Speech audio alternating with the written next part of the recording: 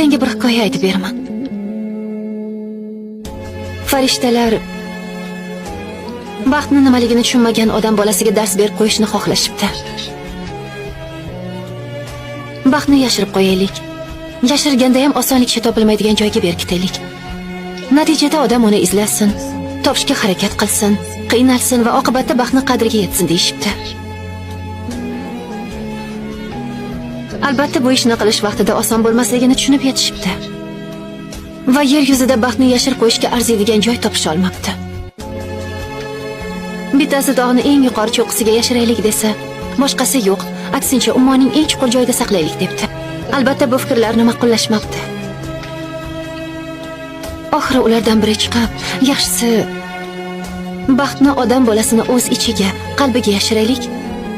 Chunki uni izlarkan, o'z ichiga nazar solish hech kimni aqliga kelmaydi debdi. Baxtli bo'lishni istasang, nigohingni o'z qalbingga qarat. Boshqa yerdan, o'zga narsalardan izlagan baxting aslida o'z qo'lingda.